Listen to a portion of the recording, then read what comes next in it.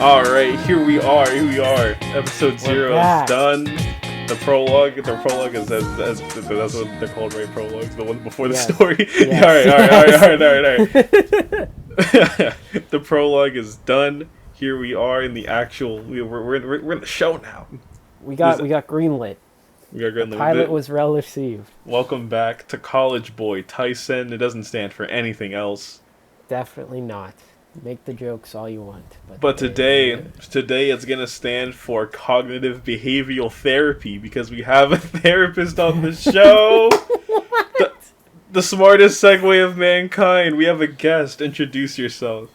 Please. Hello there, everyone, and welcome to College Boy Taisen, where I am not in college, but somehow they let me on the podcast, so I'll take it. So you're not 30 plus. I mean, I'm getting there. Okay, call me back in a couple of years. So Ballin, the first thing I want you to say is, what's your relation to education right now? You graduated, you in school? I am currently employed. That's a lie, I'm unemployed. But I should be employed. You should be employed. I mean, I'm planning on going back to school to get my doctorate so that I can actually be a doctor instead of just telling everyone I'm a doctor. Soon to be college boy once more. Okay, I see. I see. Well, we're gonna have to call him Dr. Ballin, please. Exactly, that's the plan. Okay. So here on CBT, we're gonna talk about the new show on the block, the new kid on the SHT block, Common Writer Geats. Episode 1. Everyone and their mama has been talking about it. Everyone's been theorizing. Like some of the craziest theories I've seen in a while from the Toku community. Can I say a little something before we start? Actually, it's two little things. All right, go ahead. All right, one, shout out to the Field Goal Fantasy Podcast. They asked me to, so I requested them. There you go. There's your little shout out, guys. Stop bugging us in the comments. There you go. And number 2...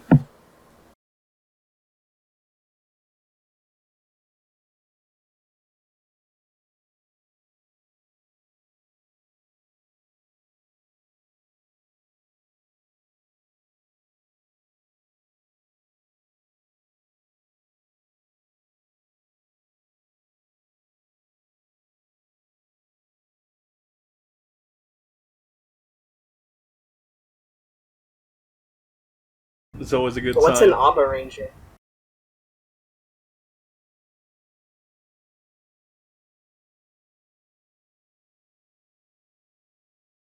God, that's so crazy.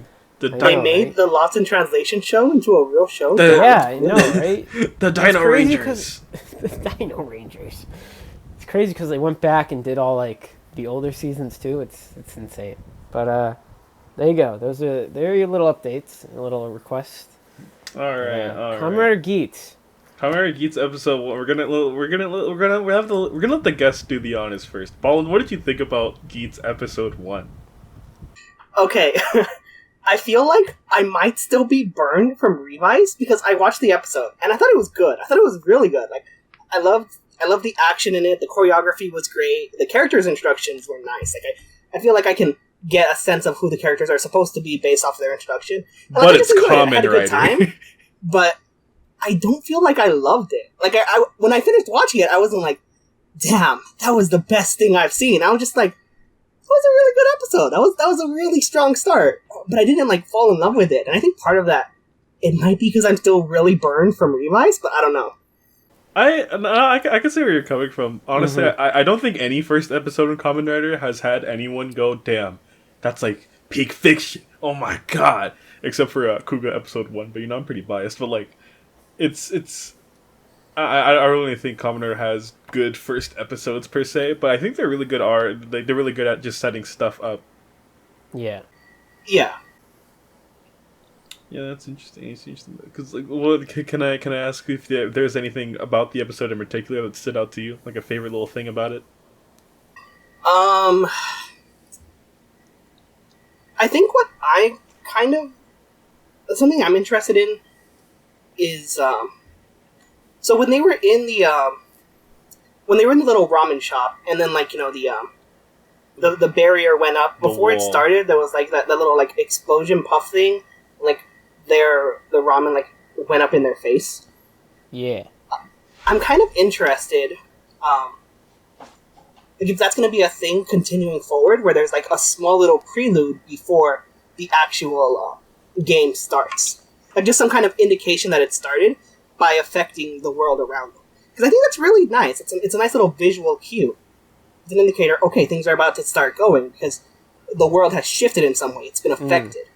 Mm-hmm. It's kind of like a throwback to when, not like a throwback because it was like a few years ago now, but like Xaid when it would like they would shift into the game areas or like they'd go into the mirror world for Ryuki, which I guess is kind of what this series tried to invoke. But I do like when they separate the real world. No, honestly, from, like, wherever they're fighting. Mm-hmm. Cause yeah, I felt that though because I was talking to the homie Ed, shout out Ed, a couple a day or two ago, and he brought up to me a point that I really think is interesting in that Yu Yu Takahashi likes to take concepts from previous seasons and then do them again, but like with a different twist. Mm. And this one, of course, being like the whole world concept.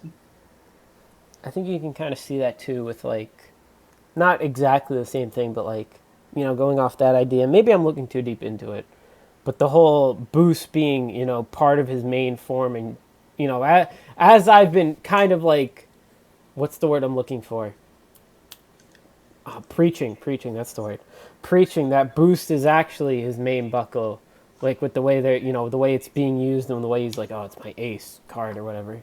I think it's sort of like a throwback to Drive and being combined with the Rider Machine in a way, where it's like the Rider Machine is an intrinsic part of what the character or what the design is, I guess. Does that make sense? You get what I'm trying to say? Yeah. Which I think is cool, and I think it does I don't want to say it does it better, but it is nice that it is just big motorcycle handle. All right. Let's switch your turn so you can keep the momentum. Jacob, what did you think about episode 1? I actually really enjoyed it.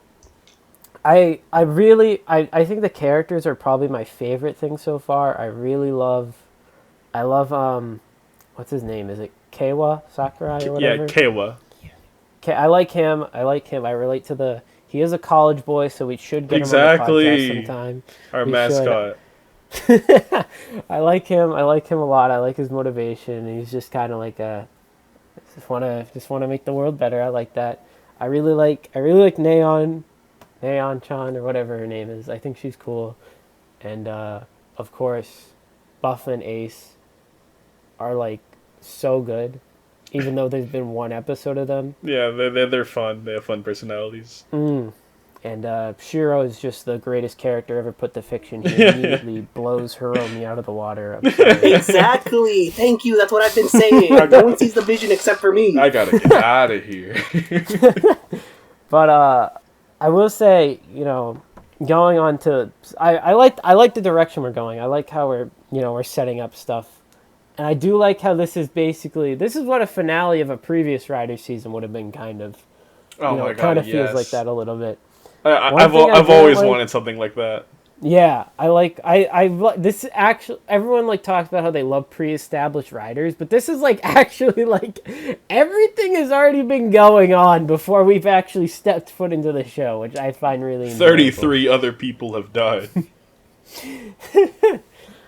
I will say, kind of related to the thing I didn't like. I thought the CG was kind of on the big fortress guy, and kind of related, kind of not really. I didn't enjoy the rider kick. Felt kind of flat, but that's not like a big deal. Like I'm not gonna say, oh, show sucks because his rider kick was lame. But I hope there's a little bit more oomph to it next time. I do like the idea of the fox like running beside him, but it's like, why is it just running beside him? Why isn't he kicking the fox? I don't know. But interesting. I don't know. What do you think, Gia? I'm so glad you asked. Oh, I know. My thoughts is I liked it. I actually I loved it. TBH. The more I think about it, I literally rewatched it before we started recording, and it's like it's starting to hit places for me. Like even that the opening that they play at the end. The first time I heard it, I was like, this just feels like Live Devil 2, TBH. Yeah.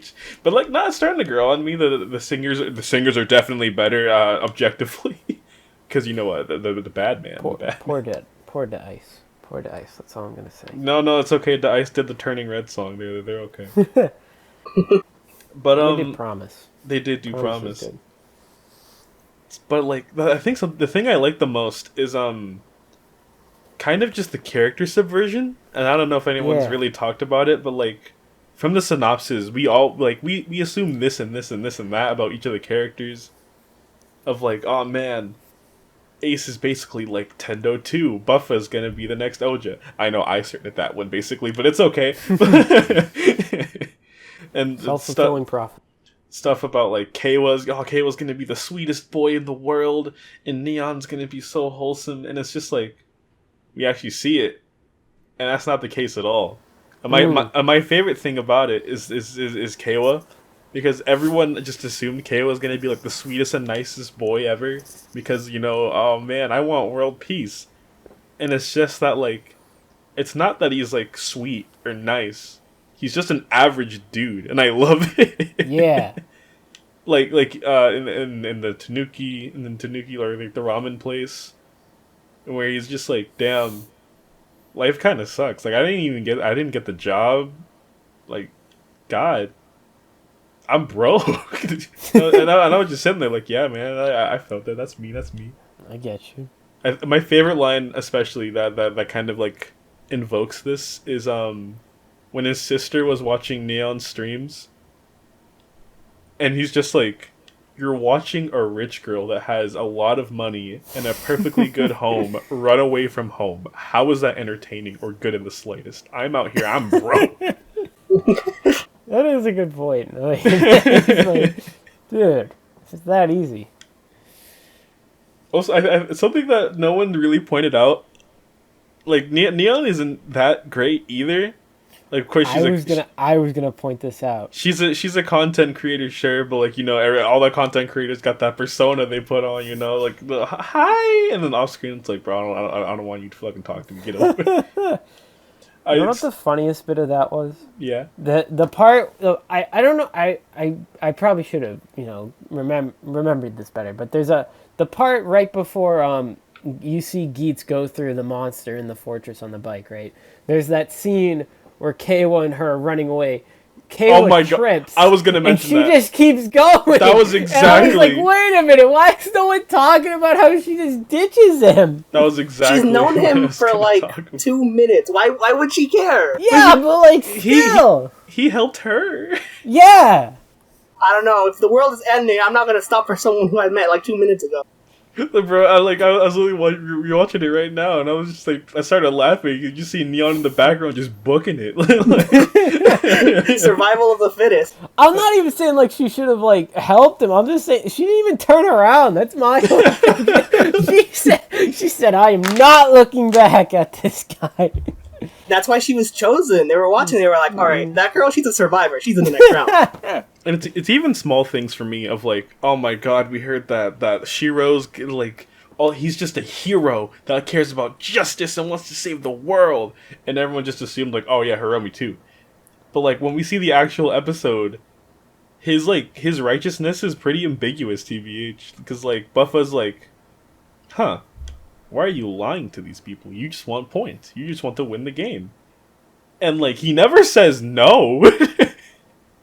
I think like whenever Buffa teases him, whenever Buffa teases him about it, he's just kind of like goes silent, and I think like I like that. Like, if that's the tone we're gonna keep with the characters the entire show, of like, are they really doing this to be a hero or to make the world better, or like, are they just lying about it, or are they putting up a front? And Buffa's just like one of the people that isn't fronting. I'm really curious like what his motivation is, because I think.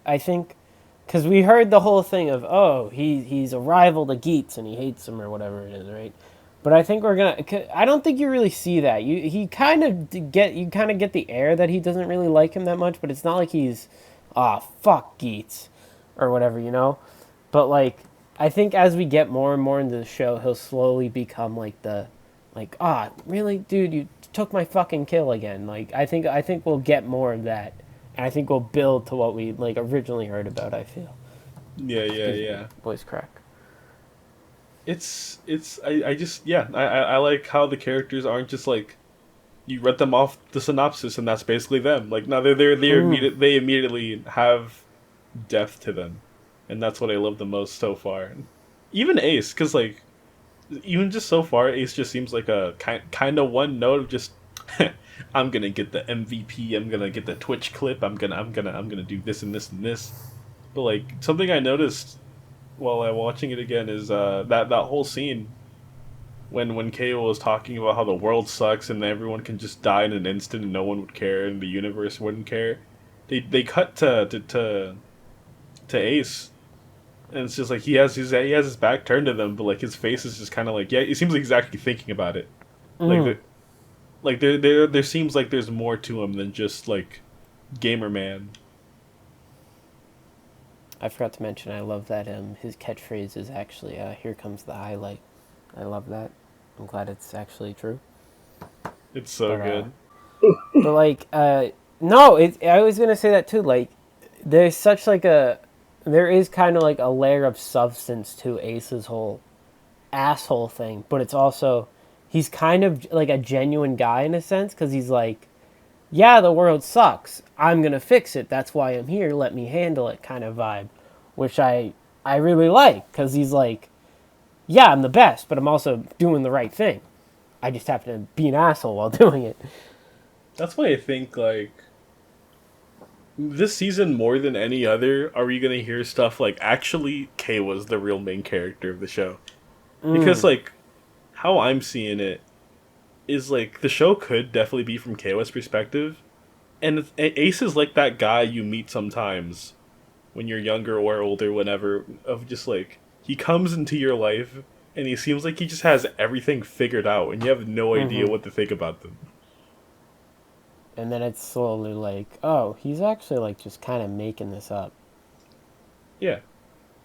Though I think it's absolutely funny that the fandom thinks that this dude is 2,000 years old. He's been fighting since the Roman times or something. Hey, leave my theory alone. Hey. Though, I find the concept really funny of just, yeah, I'm from the age where we used to stone people for their crimes, and I learned what Twitch is. I don't know, the coin's probably just symbolism, but I think the coin is just interesting to me. I don't know why.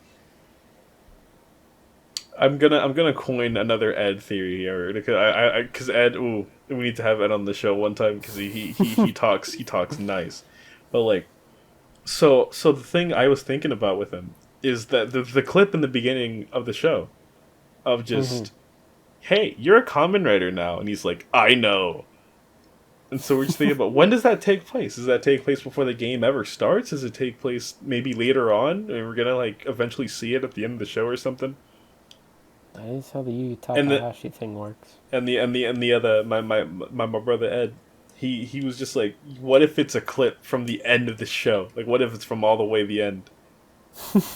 like the game already happened, the season already happened, and maybe someone else won, and they just wished for everyone to be left alone in the games, and the games somehow restart again, and of course Ace is the first one to get picked. That'd be interesting. I'm scared of what Takahashi can do, dude. He can just pull anything. Anything is possible, even if it makes absolutely zero sense. Exactly. In fact, the less sense that it makes, the more possible it is. True. Exactly. That is the Yu Takahashi effect. Yeah. That's the Yu-Yo way. True. He can overdevelop a character so much you end up not liking the character. Something Will else. I elaborate? Maybe. Something else that sticks out to me is just the aesthetic of the show. I think the OST is, I wouldn't say it's carrying, but it's such a great factor. Like, it's such a good part of the show so far for me. This is kind of related, but we want to, after that episode, me, Guy, and a few other people, we all watched the episode together, right? But after that, we spent like, I don't remember if it was the same day or a day later, but like we spent probably like a good like couple hours just putting music to like the fight scenes or whatever.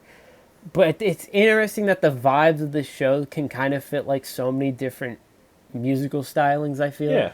Like one of the BGM tracks sounds exactly like the start of oh my god, what's the Digimon song called? Your Frontier with the Will or whatever. With the Will, the dun dun dun. But and then the obvious comparison to me was always Yu-Gi-Oh music, which I think really works.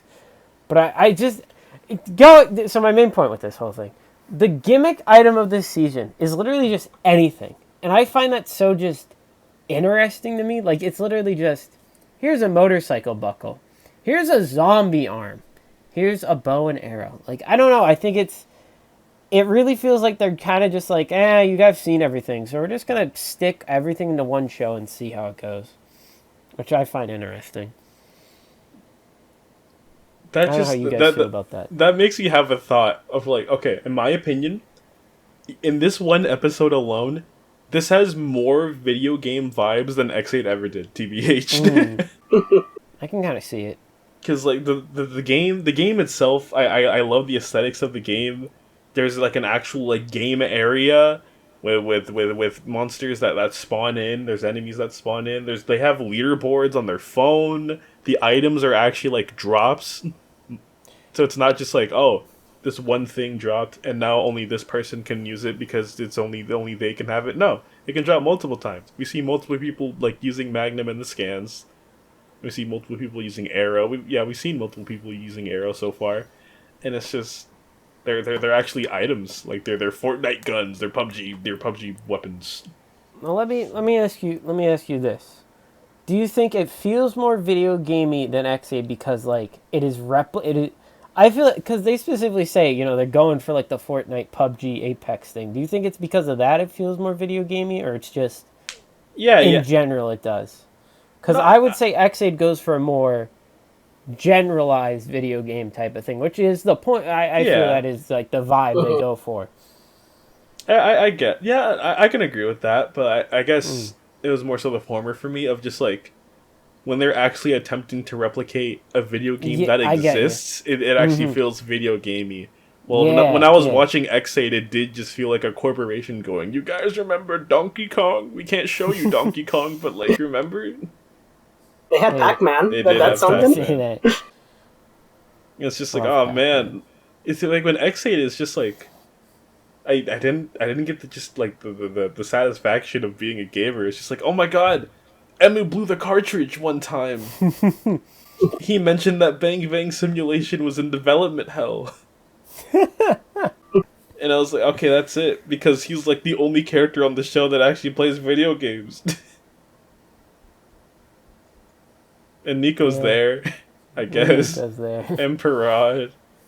And Dan, but Dan doesn't even play games. He makes them. He doesn't even make them sometimes. Dude just steals, like, didn't he steal somebody's idea one time? Yeah. No, he got pissed Emu's ideas were better, wasn't that it? Yeah. Yeah. He sent him a fucking like carpet bomb or something. Not a carpet bomb, a pipe bomb, sorry. Imagine if Sega were just like, Mr. Sega, look, Nintendo sent us this idea of Mario. Let's send a missile. Let's infect them. Let's give them the game disease. Yeah, great idea, Mr. Sega. Mr. Sega. But it's very video gamey. I like the battle royale of it. It's also, it's not like just a generic battle royale. Because like, oh, we all heard battle royale. It's like, yeah, writer on writer action. They're gonna be beating each other up. Gonna be geeting each other up. It's gonna be great. Gonna get their geats on. But now it's just like, oh, the mission is actually to just save humanity from monsters. I really like that honesty. I like the subversion that you would expect. Naturally, it would be a very writer versus writer based season. And I mean, I'm gonna just assume later on it's gonna become that just because it always happens. But the fact that they don't start off with that premise and they subvert it is a very nice change of pace. And I like how they're doing it. Like, they are competing with each other, so they're still in conflict, but it's not a direct conflict of fighting each other. They just fight each other as a side effect of wanting to get points. I like that. I really do like that they're not, like, at each other's throats 24/7. That'll probably change coming up with like the pan and all that. Shout out Chris, but like I don't know. I like the idea of they're all not forced to work together, but it's like they're better off working together. But it's also like there's still that competing aspect. But it also seems like you probably don't get points for fighting each other, which I think is interesting.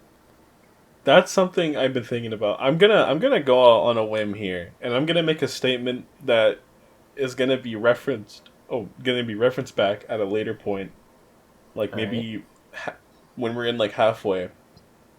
I think this is gonna like in terms of like character writing, story writing, just like the entire like just the general vibes of the show. I think this might be a very morally gray season. Like from what we had in a long time. Because I'd say like the last one you've really had is maybe Gio or Build. And then aside from that, it's just alright. Here's good. Here's evil.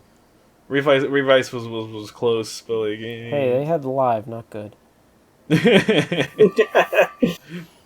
But like just in general, it just feels like this show might be really just morally gray from the competition. Because, like, in general, just the concept of the competition that we can gather from this episode alone, it's like, your mission is to save humanity.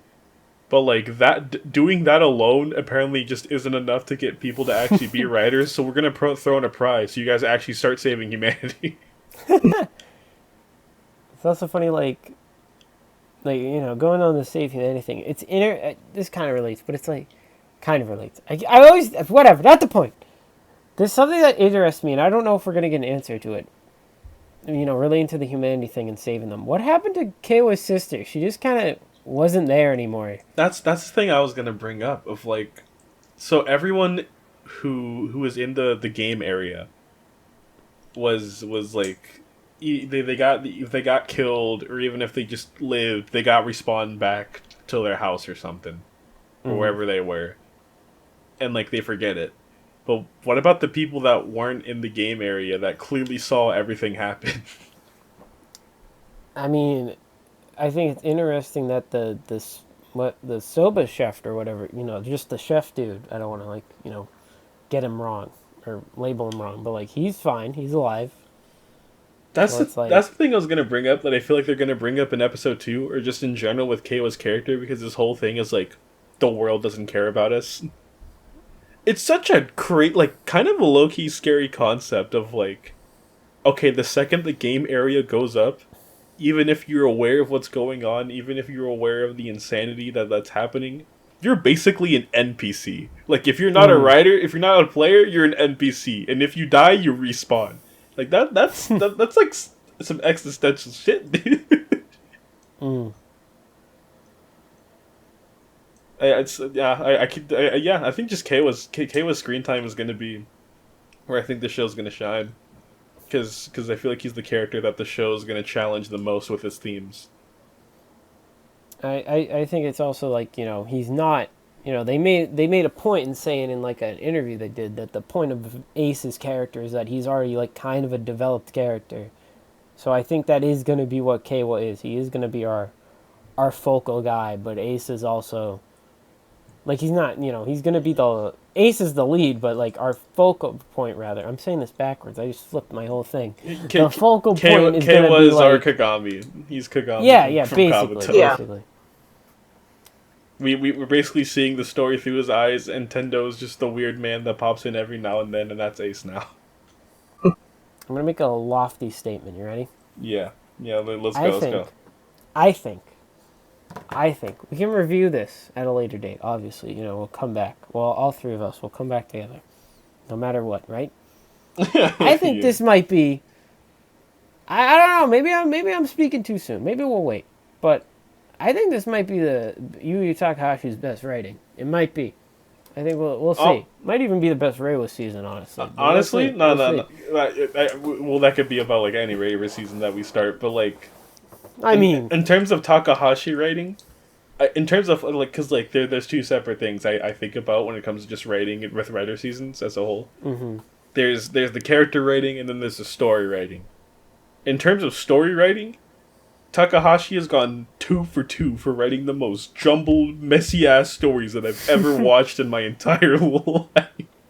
But in terms of character writing, I'd say he's 1 for 2. X8 was pretty great about it. But I don't know if he can... I think he could definitely... No, yeah. I'll be confident with it. I think he could top the character writing that he did in X8, because I think the characters in X8 are really, really deep. They did feel... like substance. They felt 3-dimensional, not 2-dimensional. You know, they had a lot of depth to them. Like Kuroda became one of my favorite writer villains ever. Even if Kiria doesn't have a lot of screen time, there's like enough you can still gather about him. But like even then, with this first episode alone, there's a lot to pick up with the characters, and that's great. My only problem, or not problem, my only worry is how is the story gonna be? Because whatever Yu Takahashi is writing, story could just be out the window. We could go from here to here to here, and especially with this whole concept of rounds and a game, it's worrying. Ballin, you're a big critic of Takahashi's writing. What do you think? Okay, I am very vocally. I wouldn't call myself a Yuya Takahashi hater, but I am incredibly harsh on his writing sometimes. Ballin hates Yuya Takahashi post 2019. 01 is one of the worst things I've ever subjected myself to. We did. And X8, while I enjoyed it, I can definitely agree. It's writing wise, it is not. It's not a gold star. Maybe not even a silver. But I'm gonna hold out hope that things are gonna be better this time, because this was a very good start. It was a good start to the characters and their dynamics, and just like the plots too. I'm pretty sure it's going to get convoluted. Just the nature of this game, the nature of a mysterious thing like the Desired Grand Prix. Like, why does it exist? When did it start? How many games have they been running? How do they have the power to reshape the entire world? Like, obviously, all of these questions are going to lead to some How can they very... That's such a good I can't wait for the reveal that they're actually aliens. Like, it's gonna be complicated. I expect it's gonna be fucking Dan Kuroda in that mask. I was gonna bring that up. I was saving that. I was saving that. Okay, first of all, I hope nothing X8 or 01, especially 01, related comes into this show. How dare you not want Kamen Rider Zen? I'm looking forward to it. I'm holding out hope that it'll be better than his previous work, and I can put down my pitchfork and just say, you did good, Takahashi, you did good. 01 really is like the bane of your existence. It was so crazy how we were watching the Saber finale together and a Humagear just showed up, and that's when everything went wrong. That's funny. We just low-key spoiled Saber. It's okay. The Humagear's not important. They should have seen it by now. Exactly. We expect you to watch everything, just like Toei. Yeah. I mean, I do. I don't know about Gia, but I expect you to watch everything I talk about. If I'm talking about Indiana Jones, you better have seen it. If I'm talking about The Mummy and The Mummy Returns, you better have seen it, god damn it. If you haven't seen it, pause, go watch it, come back. Pause it, go watch it, we'll still be here. We'll probably be on a new subject by then, but Just watch all of The Mummy while we have this. Mummy is actually a very good movie. We're about to go to side tangent now that we're ready for honestly, I'm not even joking. I actually really love the Mummy movie. I was gonna say, I was waiting, because Jacob brought it up, and I was waiting for it to have this big little joke. The Mummy movies? No, not the Mummy movies. I don't care how good this story is. I don't care how well they execute it. I don't care how well they write it. If that Game Master dude with the Hellboy character mask, if he takes it off, and it's Dan Kuroda, Dan Kuroda, I'm dropping it. I'm just straight dropping it. That's where I'll come in. I'll keep watching the show for the podcast, and I'll keep you updated on I'll give you my versions of the events. And it'll entice you to watch the show again. No, but honestly, I'd be shocked. I'd be actually all right, Takahashi, what are you planning here? What's the move? You know what's so funny? I think this is by far the craziest I've just been in disbelief by people and like how far they reach. Of just guys, look at this one frame of like this one camera angle we have of the character. Do you see his jawline through the mask that doesn't even show his entire jawline? It's Dan Kuroda. I'm astonished by these people. I think it's funny, the lengths people go. And speaking of lengths people are willing to go, allow me to introduce you to our newest segment. It's called the Hater Wheel, where I, Digital Jacob, I will spin a wheel I have created with many names of certain people, or things, or characters, or character, rather. And if I land on a person, I will hate on them. It's not serious hatred. It's just hate. Okay? So I better be on that. I better be on that wheel. Oh, you're on the wheel, buddy. I'd like Let's go. I'd like to note that he came up with this today. I never said yes, but that's because I was waiting for him to just randomly pull it out in the middle of recording. Pause. So, on pause, play, resume, savor the moment. Here we go. Are we all ready? Yeah, we're ready. All right, the wheel has been spun. It's spinning. I hope it doesn't land on a bad person. Oh my god, you're not going to believe who it landed on. Is it Ballin? No, it has landed on the protagonist of 2017's Kamen Rider build, Sento Kiryu. Oh my god! Rigged. This is nope, rigged. I'm not. I should have screen recorded it, but it landed on him. Sento Kiryu propaganda. Sento Kiryu. Oh my god. Here we go. So we're talking about Ace for a minute. Yeah. Ace, an asshole. And some might say a genius asshole. Some might. But Sento Kiryu might be the dumbest genius asshole I've ever seen. This guy. Genius. This guy goes, I want to be a pacifist, but I'm gonna make another belt for Banjo to wear, and it's gonna make him go berserk. And I'm gonna keep making weapons of mass destruction. Then I'm gonna kill a guy. Then I'm gonna kill another guy.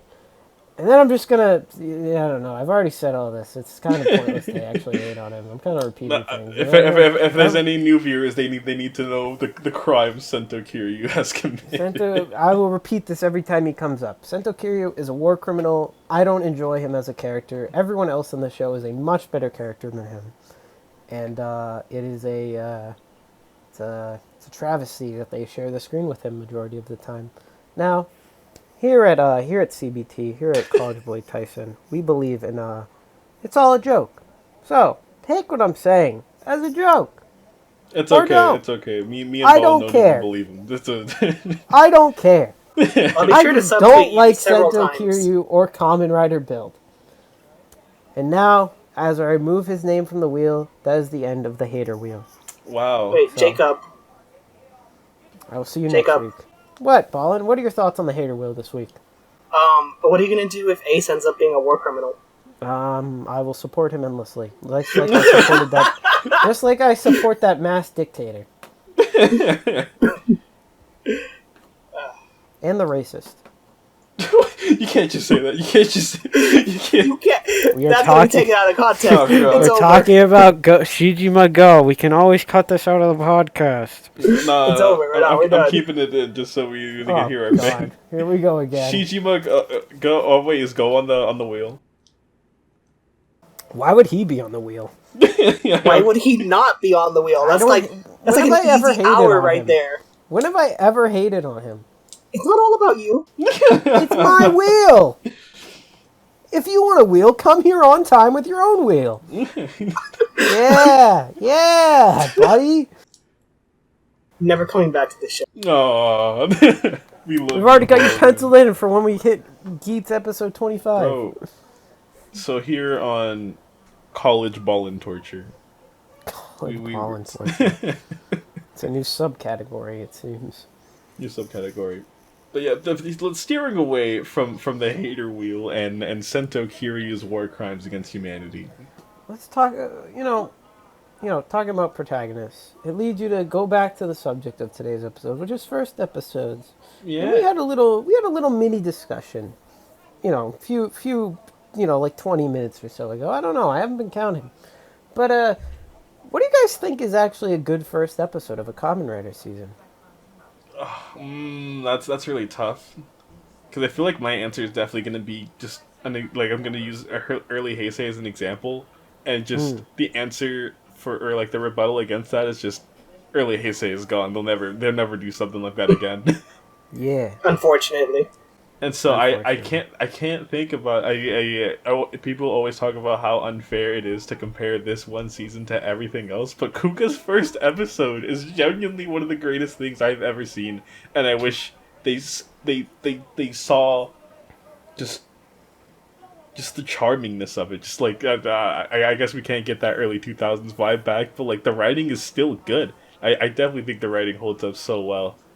Like it also, we didn't even see Mighty or like the red form in episode 1. It was stays as growing the whole time. It was the proto form. I think we haven't really had a writer that's had like just the natural introduction to their powers. It's always like, okay, here it is. Here's the belt. Here's what it can do. Here's the finisher. Here's this and this and this and this and this. And I like how Kuga just introduced its powers. I'm not gonna lie. You talk about here's the belt, here's the right. But honestly, when I thought, so I asked the question, right, and you're talking, I'm thinking my answer. The first one that came to mind, ironically, was 01. I thought that is a really strong introduction. It is. It really is. It's so fun. I don't like. I probably hate 01 a little less than Ballin does. A little less. That first episode is so entertaining, and it gets you so enthralled into like.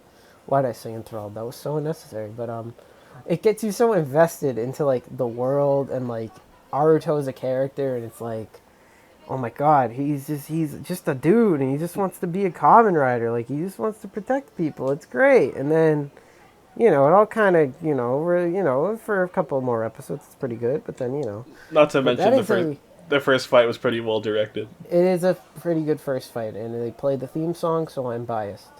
Because that's my favorite trope when they do that. So, the thing with me... Well, actually, no, wait, Ballin should give his answer about what's a good first episode. Ballin, what's a good first episode? So, in general, I kind of feel like, across the board, Kamen Rider does a good job with first episodes. I can't really think of too many where I would say, oh, that was a bad first episode, or that's not how you should start a season. They're pretty standard, you said it, you introduce your characters, typically they get their powers, sometimes they're already introduced. I kind of prefer it when they're already pre-established. It doesn't happen too often, but that's just kind of my preference. As for what I would say, like, specifically, it's going to be a surprise, because it comes from a season I don't particularly like too much. But I really Kiva! No. I really love Drive's first episode. Oh. Not as surprising. Actually, I don't think about Drive's first episode that often. Like, the only thing I really remember about it is the kick, because it's one of those series where it's like they do the kick once and never again.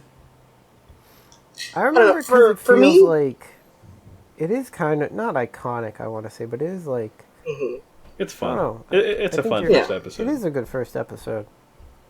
Yeah, for me, the reason I pick it as sort of like my go-to first episode is because it's kind of like that nice middle ground between they're just starting off and they're already pre-established. Because, Shinosuke, he already knows what's going on. He already has an idea. But he kind of he doesn't really want to get involved. He's like, he has his trauma from his past. And, you get an idea. There's something going on with him. There's a reason why he doesn't necessarily want to fight until he has to. And that sort of gets answered throughout the series. Now, yes, if you watched episode 0, the answer becomes a lot more clear, but episode 1 was not intended to be seen with episode 0. True. And I don't know, I just really like that. I like how it sets things up. Because it gives you an idea that there's something going on that already happened beforehand, and as the series keeps going and you uncover more, it's just a nice little development for him. Even if I don't care too strongly for him, it's great to see. I can agree. I think in general we could compile our thoughts together into a general statement of a good first episode, regardless of the writing and stuff. Like if it can just capture in either visuals or just the premise itself, it's interesting. It just has to be interesting. Which is what Geats is. Look at that. You like that? Nice little segue, yeah. huh? Yeah. I don't. They don't know that I'm Geats. I'm not. I was gonna. Being Geats, I'm proud to announce that Oh my god, the double G dubbing plug. The double G dubbing plug. Why are we supporting those guys? They just announce projects. They don't work on them. Oh. You're a part of that. That's why I could say that. I don't know. Okay, whatever. I feel like we'd know more about their projects if like they had a social media guy post about them. Yeah, if only the social media guy bought us Twitter Blue. Man, I wonder who that could be. Probably that Peter guy posting frogs all the time. Posting frogs are green. Green means money. Got a lot of money. Green means money. Ah, I love Peter. I was gonna say, in terms of like first episodes, because I will give a general rule about me. It'll affect like basically all of my opinions moving forward. And podcasts are just listening to people's opinions. So I'll put it out here. I am a slice of life enjoyer to my death. Like, I like that. It is a Kamen Rider, like a first episode. It can honestly have like the worst fight I've ever seen, but it can write like the absolute like most like interesting, like most complex, most like thought provoking like questions or characters like I've ever seen, and I'll be like, nah, brother, but this episode was good. I'll be swearing on my grave that this episode was good. And it's just like, I know Kamen Rider is just it's an action show. We're here to watch the fights. But like, if they can do the thing that's out of their element really good, then you respect it. Yeah, I like that. But it also just like, I don't know. I feel like with the slice of life, people really sleep on the slice of life genre. TBH, when it comes to like, I don't know, television or anime or movies or just stuff that's just like not two people fight. The thing I call it, I don't like saying it a lot because it really implies harsh things, but like, people have caveman mentalities. Hey, sticks and stones bang together and you clap and enjoy it. Look, sometimes it works. It does. Dragon Ball does have fans. Why do you think I like Geo? Anyways. I can't speak on that. I'm not going to bring the Geo negativity. We're not talking about that. I can do it. But we'll get to that. We'll get to that podcast episode. It's just if they can give me good writing, I will honestly disregard flaws. I will disregard like visual flaws or effect flaws. Like I will not care. And Keats kind of did that for me this week. Of just no, that's a good point. Like the story is, it doesn't, the visuals do matter. They do matter a little bit, but if the story is told well and the actors are acting it well and it just kind of the action isn't just shit, it's serviceable. It's right. The writing is what makes the show. Yeah, and Geats really gave me that this week because I liked Kayla, I liked Ace, I liked the concept. Everything is interesting. The writing behind it has hooked me, and even if like the effects on the henshin were kind of wonky, even if the finisher compared to other Yu Yu Takahashi shows, like their first finisher was kind of lame. It's got me, and of course to bring that back to Kuga's like the writing for the first episode of Kuga, and just how we get to see how Yusuke is as a person. We get to see what he does, what he's about. We get to see the people he knows. We get to get introduced to Ichijo, the Grongi, all of this and that. And honestly, the first fight in Kuga isn't really all of that. Like, I love the action in Kuga. I really love the action in Kuga. But like the helicopter fight, it's okay. Not even really like a fight. He's just kind of like, yeah, I was gonna say brawling him, but that's kind of like another word for fighting. But like, they're not. Yusuke is mostly on the defensive. Yeah, it's a bar fight in a helicopter. It basically is. But it's just like I love the writing of Kuga episode 1. So even if the fight was I still consider it one of the best first episodes ever. Because then you go to episode 2 and it has the iconic church henshin and the firefight. Like it's great.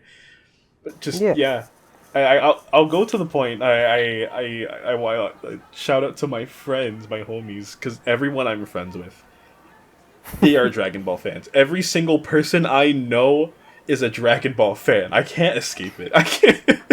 Is Ballin a Dragon Ball fan? The fact that you don't know that hurts. Like I will go to the point where my dad, you know, Death Battle. I found out about Death Battle as a kid because my dad showed me Goku versus Superman, and he was mad that Goku didn't win. Respect. Like, I'm learning how to drive recently, and my car was originally my dad's, and when he gave it to me, the key has a keychain of the 4-star Dragon Ball. Like Dragon Ball, whether I like it or not, is a part of my life. And to me, it's just the one thing I can never get into, because every time someone has tried to get me into it, it's just, let's watch this Dragon Ball movie. And it's just like, okay, the premise is set up for like 20 minutes, and I'm like, okay, I'm digging it. And then the rest of the movie is just like an hour-long fight. And it's just like, I'm bored. I'm really bored. Like, there's just nothing happening. Like, at least to me, like, sure, the animation is wild. They're doing this and this and this. The music is popping off, but like, it's just, all right. I have the upper hand. Actually, he's getting the upper hand. I have to go to the next form. He's going to his next form, and then they just go for like an hour until one eventually wins. And the one I'm talking about is the Broly one, the Super Broly. Yeah. My friend showed me that, and I think I legitimately fell asleep in the middle of the movie, because it's just like they're fighting, and then at the end Goku's just like, "Hey Broly, let's fight again sometime." And it's like, what's the point of that? That could have just been like a 30, like not even 30, like a 23-minute episode. That could have been an episode of an anime. So that's just my entire thing. Like, writing matters. True. I wish I had a better response than just you make a very good point. True. I can agree with that. It do be true. I can agree with that. I'm sorry to all my friends if anyone is listening to this and they're like, damn, bro, I love Dragon Ball. I'm sorry. I'm sure it's great. I bought the manga recently. I'm trying to make up for my sins. You can do a Dragon Ball episode. Dragon Ball episode. Yeah, maybe we will. Maybe we can. I'll consider. And then then we'll do other like goals. Other like goals.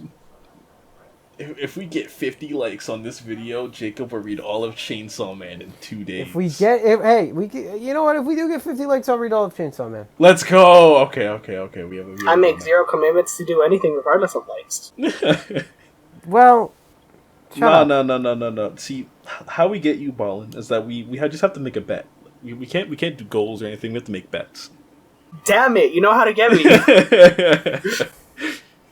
You know, let's do a thing right now. All three of us, let's throw out one random guess about Geats, like the most crazy thing. Not the most crazy, but like something. I wonder where something I've heard unlikely. This before. Shut up. See,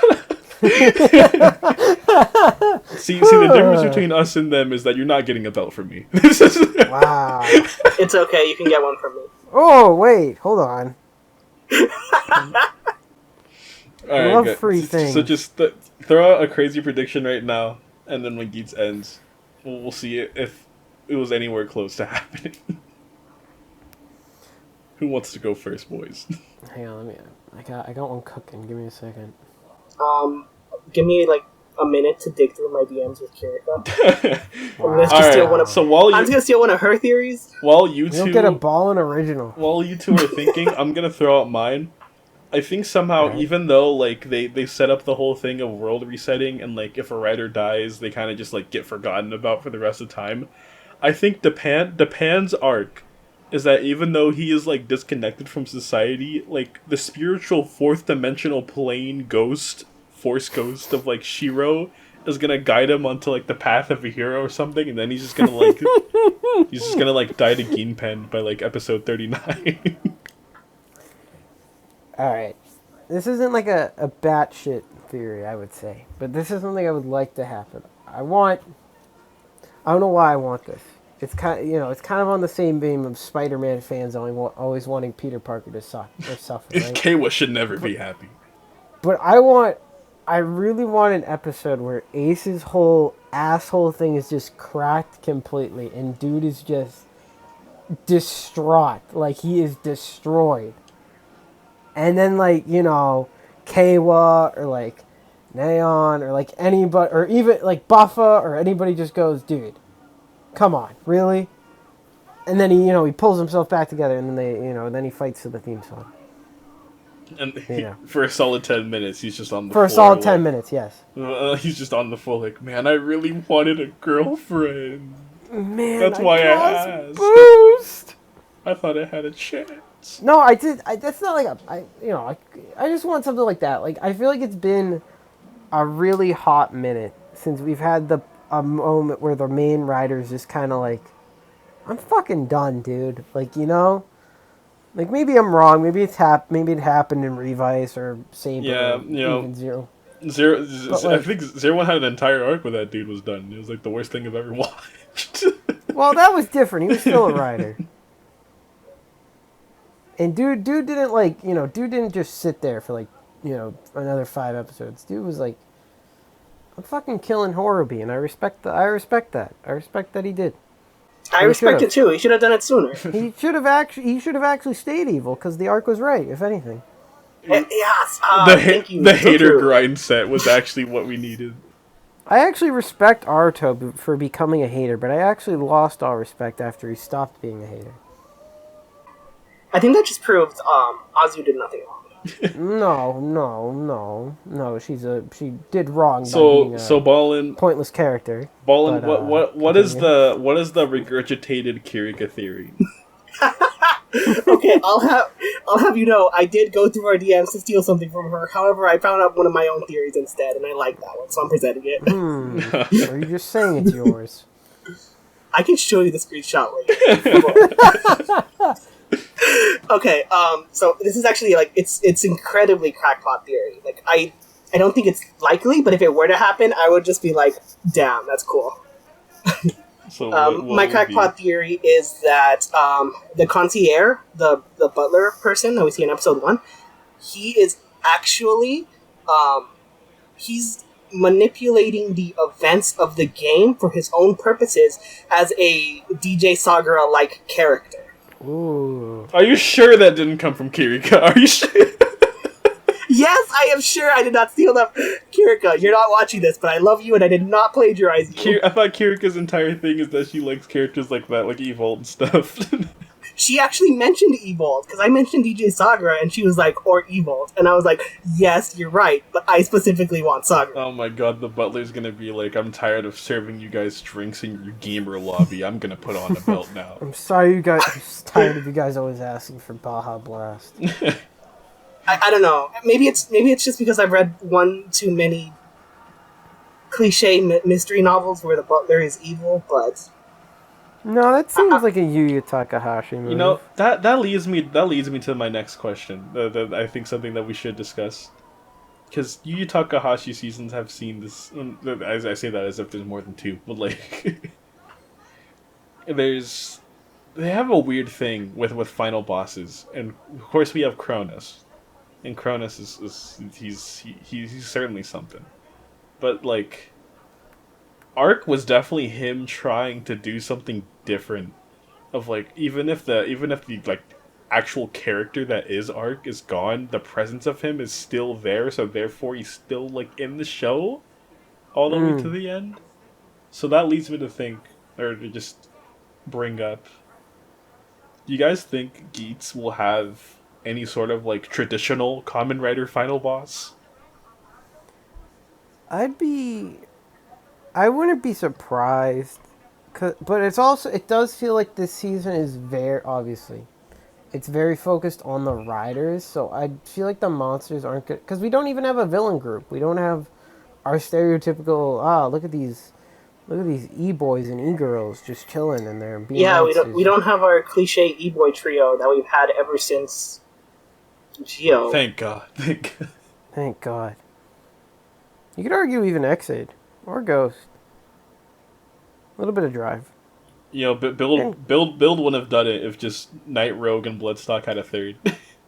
I mean, technically, Utsumi's there. Wait, what was the question again? I lost my train of thought. Do you think Geats will have a traditional final boss, or like, do you think Takahashi's gonna go off the rails and do something crazy?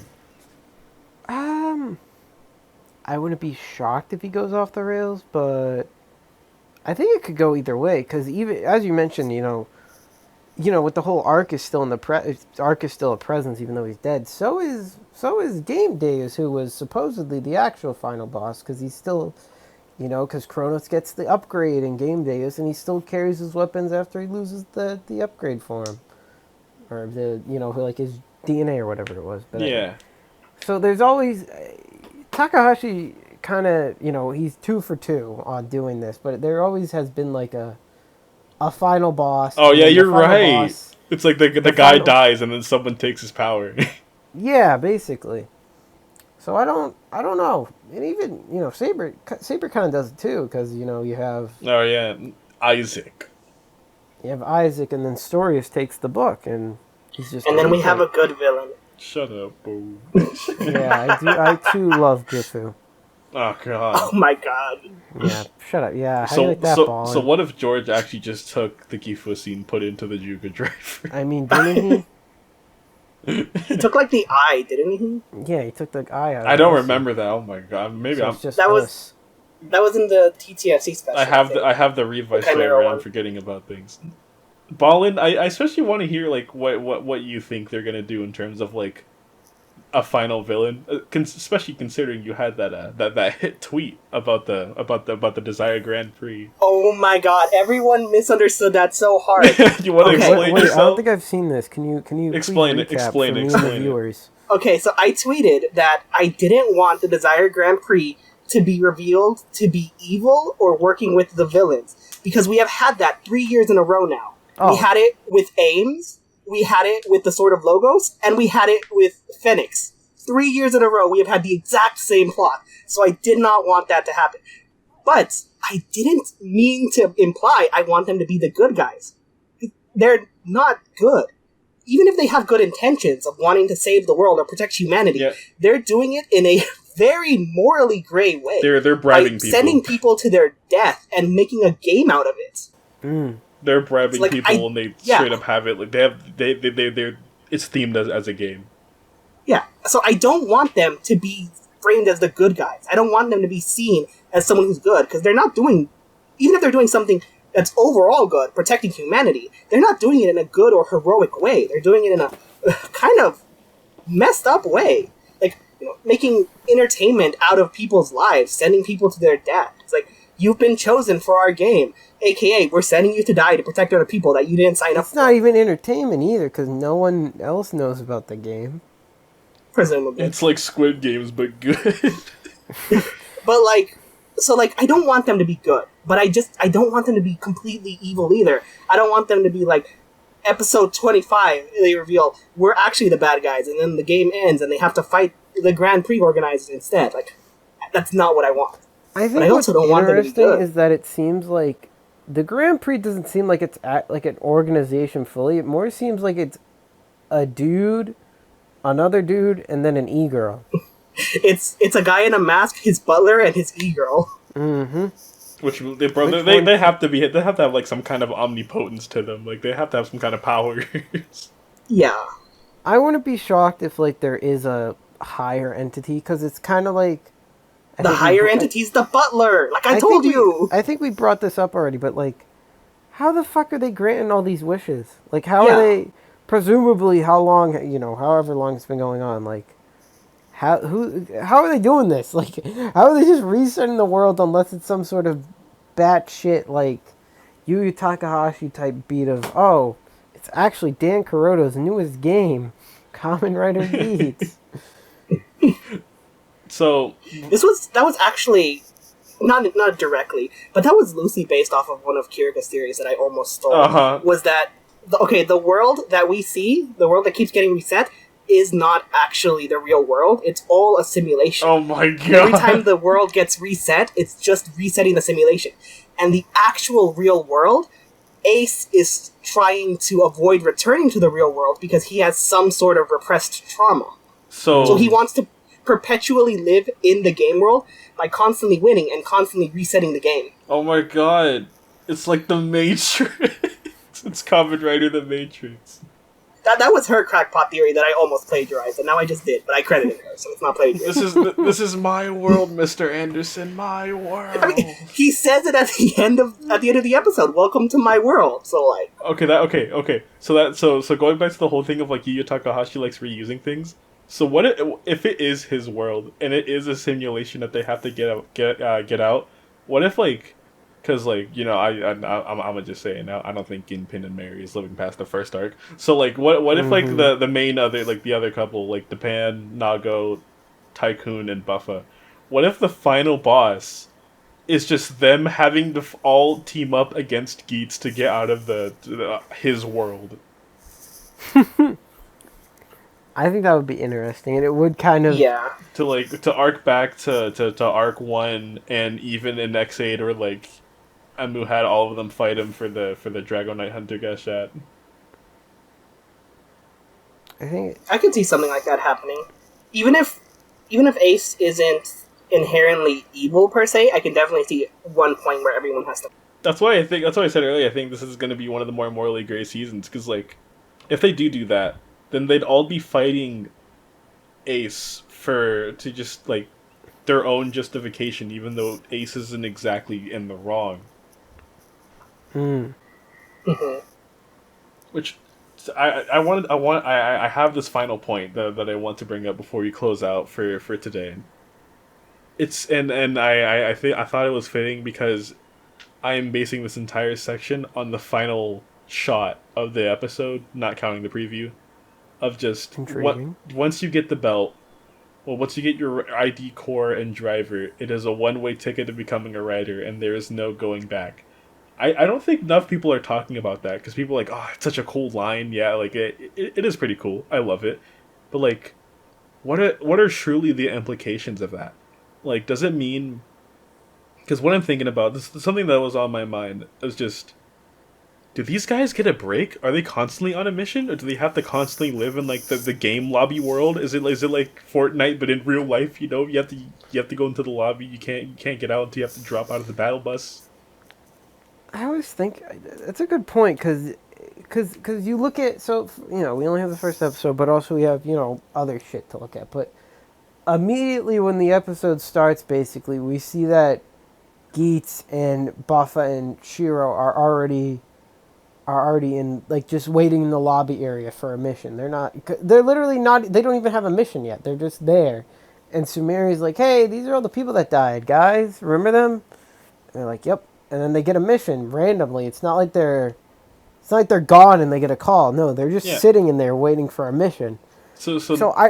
But then at the same time, we see in the preview for next week and even at the end of this episode that everyone gets to go back to normal before they get their belts again. So maybe there is sort of at the beginning of the next episode, everyone's like always everyone's in their civilian clothes or whatever, what have you. Yeah. And my thing about that... I don't know. My thing about that is, like, because I've talked about it before on Twitter and such, but, like, I think after every round, of course, the world resets and the winner gets his wish or whatever, but, the next round has to start, so, you have to fight to keep your wish or someone else will win it. Like, also my whole thing about that is just... So if it is just, like, the game starts and you're stuck in the lobby, and you're stuck in the game world until you're only let out to do the mission...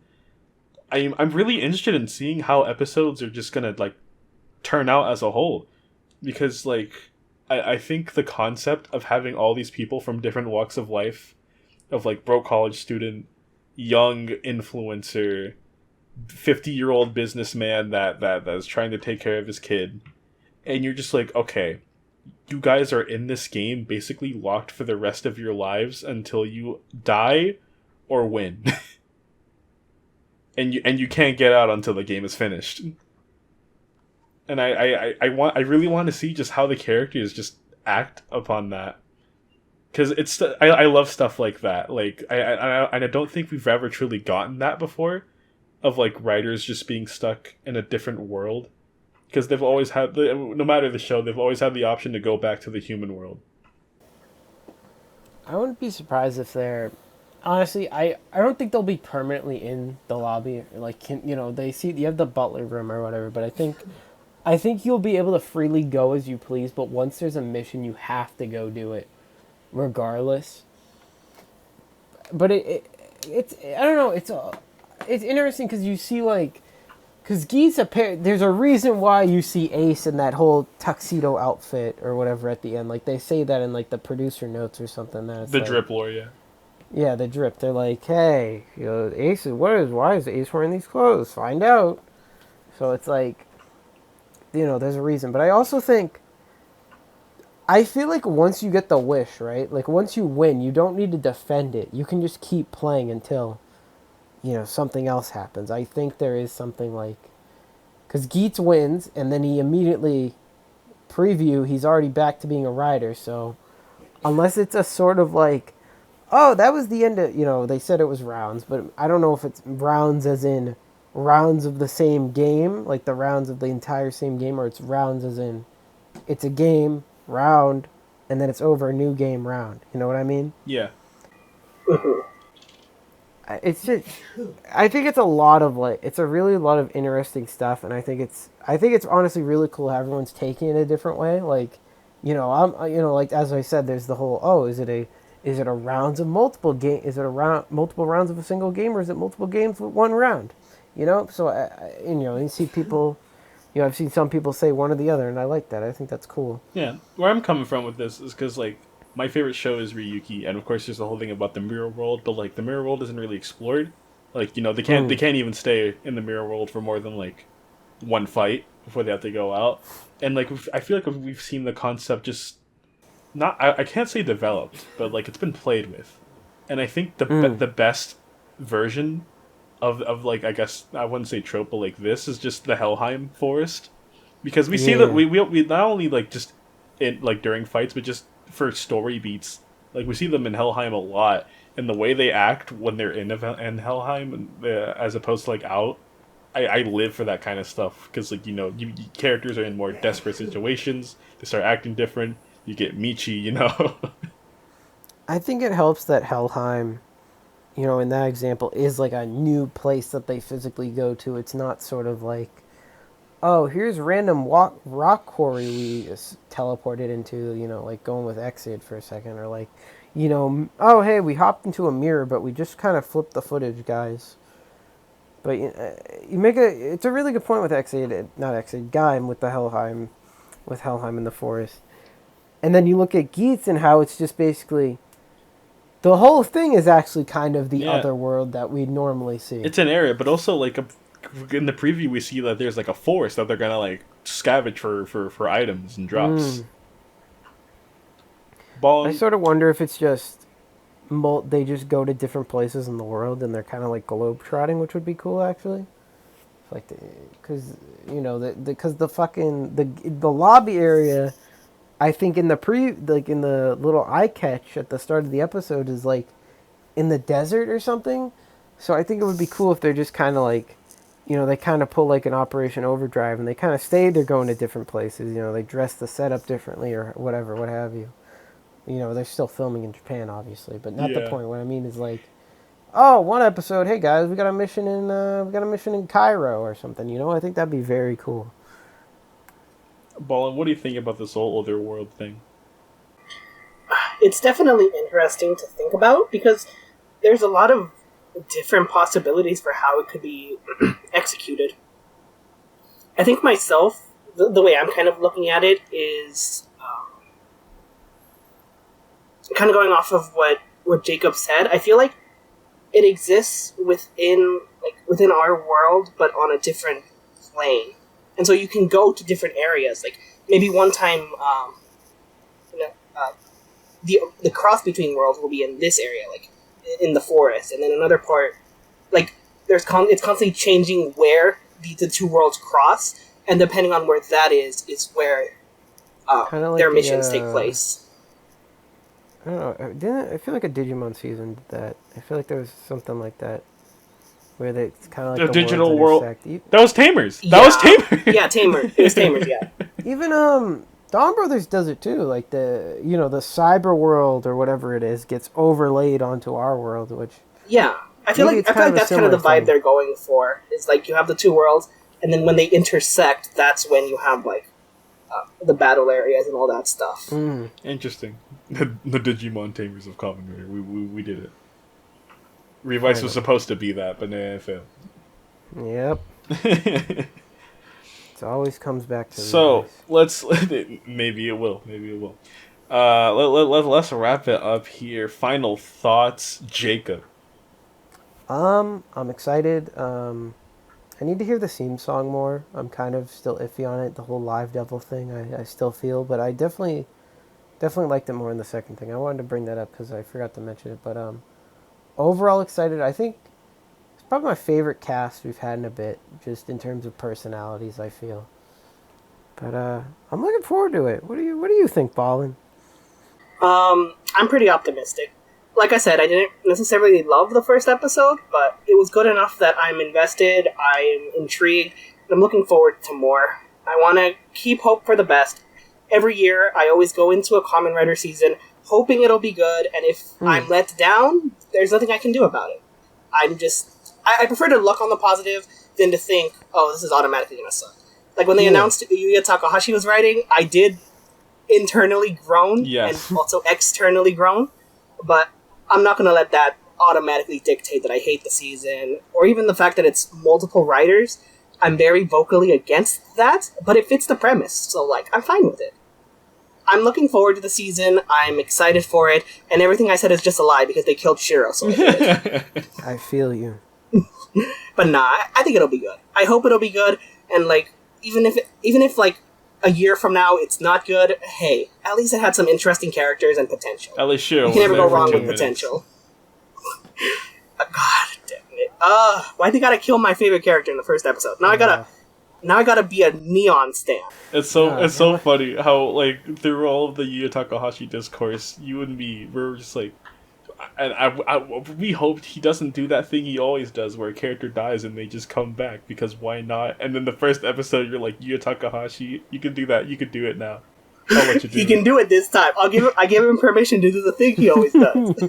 He can do it when it's my favorite character. Yeah, 2 minutes of screen time, Ballin immediately fell in love. So, the Gia final thoughts. Gia, what do you think? The Gia eats. The Gia eats. I'm like Ballin, I'm optimistic, but I honestly think this is TBH one of the best Reiwa first episodes, and I say that as if there's not only 4 of them, but because I love Saber, and I'm starting to slowly become a Revice defender because more people hate it than I initially thought, but I don't think Saber and Revice had the best first episodes in terms of quality, but that's a discussion for another day. But I just think Geats had it. Like I said earlier, Geats had the writing and premise that hooked me, and all I hope is that it can keep up the intrigue for me. Just keep up the intrigue, keep up the mystery of the game, keep up the moral ambiguity of the writers, and I'll say it's a good show. Yeah. I can agree with that. I agree, guys. So this has been college. We need a better ending segue. This has been College Boy Taisen. Two boys in college that are just enjoying media as they can, and one guy who's not even in college. Yeah, that's okay because I'm under 30. Under 30. This is our test. If you got this far, Dylan, go ahead, subtweet us. Dylan, go ahead. You can be on next week's episode. Just make sure you're not over 40 by then. Say goodbye, everyone. Goodbye. Like, comment, subscribe, ring the bell for all future uploads. Bye-bye. Bye-bye. Good night. Fuck you, Ballin.